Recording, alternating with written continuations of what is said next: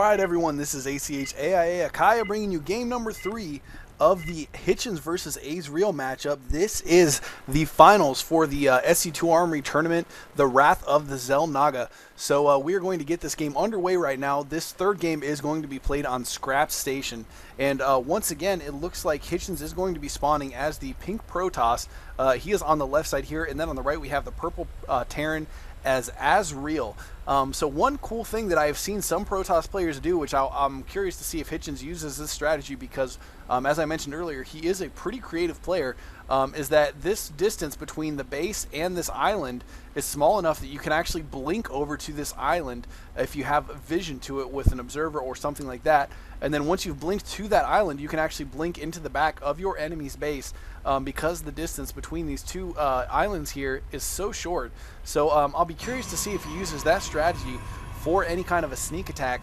But as I mentioned earlier, the game where Hitchens used his Void Ray Rush in the last series that I saw him play in, he was actually on this very same map, but he was playing against another Protoss player. So as we could see last game, he tried to go for those Void Rays again, but it did not really work out for him because the overwhelming force of Azreal was able to take him down, and he had a lot of Vikings and Marines, which are both great counters for those Void Rays, so he unfortunately was not able to do a whole lot of damage.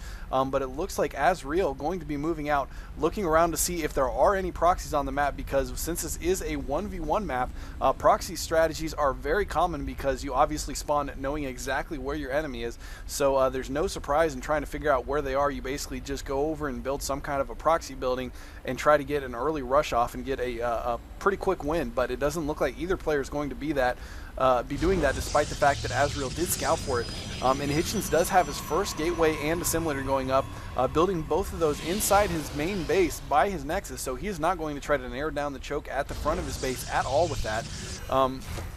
But it looks like both players sending out their scouts right now. Hitchens is getting ready to go by the xel'naga watchtower here as the SCV from Azreal makes it up into his base. So it looks like both players going to try to scout somewhat early to see exactly what's going on in the map here.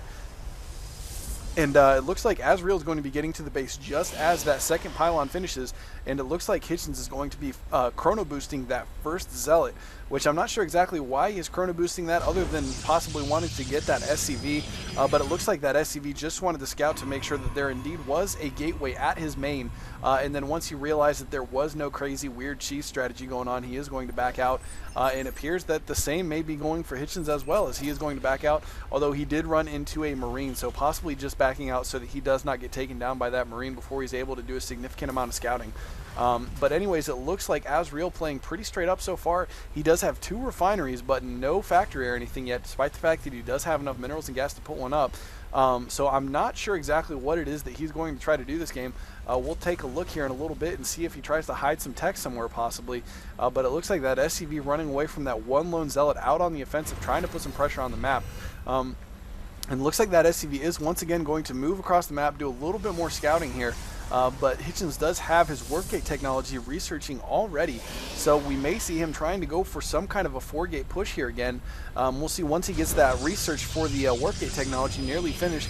That will indicate, because typically once that is about finished is when Protoss players will get their 3rd and 4th gateways up, so we'll keep an eye out for that to see if that is indeed what he's trying to do. And it looks like a factory is going up for Azreal right now, so going to go for some mech units.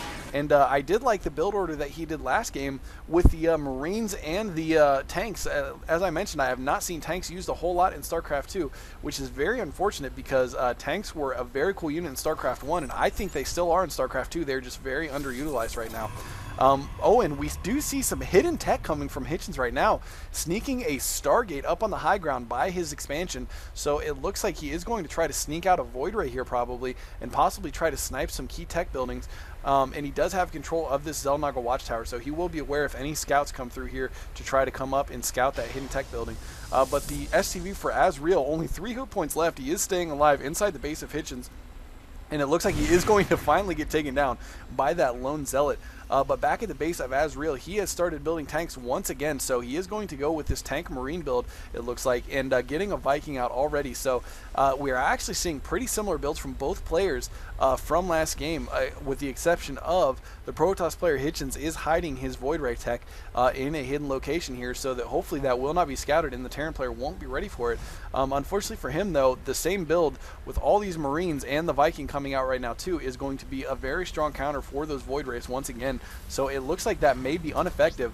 If we take a look at the income overlay here, we can see both players are somewhat close, although it looks like the Protoss player is slightly behind, not by even 100 minerals at times, but it looks like he is just a little bit behind, and a reactor coming out for that starport now, so we may see him mass producing those Vikings again, as he did have 6 to 8 Vikings for most of the game last game, it seems like. And it looks like he is going to get a pretty early expansion up here as well, putting down a command center out at his natural. And once again, these naturals are much easier to defend on the scrap station with the add of this destructible debris, which I believe was added in the patch 9 upgrade when they released the new maps and everything. So that's a nice little change that allows you to defend this map when you go for an expansion a little bit earlier, because previously without this there was basically 2 somewhat wide entrances that allow you to get directly to this expansion, so it was very difficult to defend. But it looks like Hitchens is actually going to try to mass up a small army of Void Rays. He does have 2 out already, and we'll see if he goes to produce more here shortly.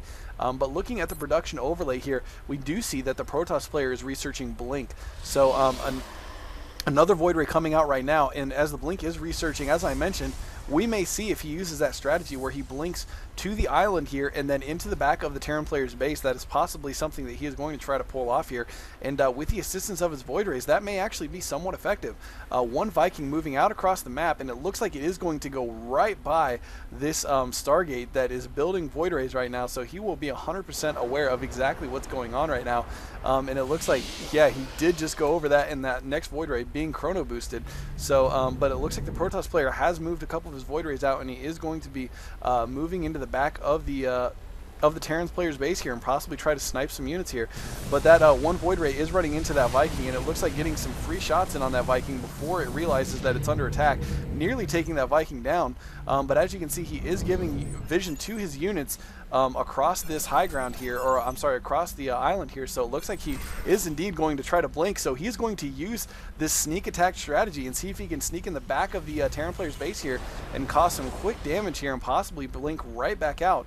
We'll see if he's able to get enough stalkers in there to do some serious damage, but with the help of 3 Void Rays, he may be able to do some significant damage here. So we'll see exactly if he's able to pull anything off right now, although it looks like the Terran player does have a decent amount of forces right now. But he is going to pop in here and try to snipe off some of these SCVs. But meanwhile, these tanks are sieging up here. The stalkers blink up to try to take out these tanks, and one getting low on health, but unfortunately not quite enough. He does manage to take out the Vikings though, so if he can take out these Marines, there will not be a whole lot of anti-air in this Terran base right now, so he may be able to do some serious damage here, taking out this tank, and it looks like going for some SCVs as well. And you can see how quickly those SCVs go down now that the Void Rays do not have to charge for as long before they can do some serious damage. And taking down a lot of the SCVs here. If we take a look at the units overlay here, we can see that only 25 SCVs are remaining for the Terran player, which of course the majority of them are at his expansion now, and another Void Ray coming over to aid in the fight, and he has taken down the reactors, so no longer will the Protoss player, or I'm sorry, the Terran player be able to get out 2 Vikings at a time, but he will be forced to building 1 Viking at a time.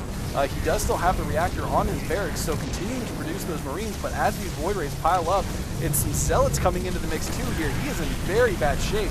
He does have expansion up and running, but he is quickly losing all of his tech buildings, and he has completely lost his mineral force, or his mining force at his main base here. And it looks like Azreal is going to GG. So it looks like Hitchens was absolutely able to take advantage of that blink strategy that I had mentioned. So very, very good play by Hitchens, and we are going to move on to Game 4 now. Hitchens now has a 2-1 lead in the series, so if he can pull out a win in this next game, he will take the championship for the Wrath of the xel'naga tournament.